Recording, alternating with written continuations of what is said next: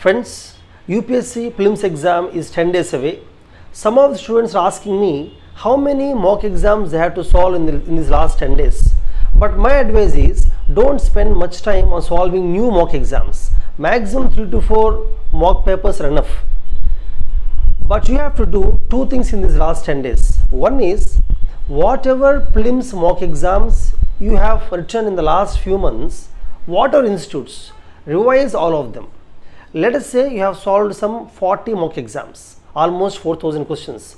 Revise those questions quickly by focusing specifically on those questions which you have answered wrongly at that time, or focusing on those questions which are critical or which confused you during when you wrote the examination.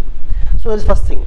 Second thing, try to once again solve previous years UPSC prelims papers, at least 7 to 8 years.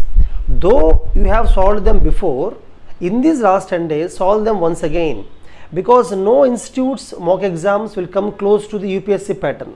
Only when you solve the UPSC real 7 years papers, you will understand the pattern, you will get a hang of the pattern, you will get that kind of mindset. That mindset helps you in writing the exam in a better way by eliminating the wrong options, guessing the right answers through common sense and intuition.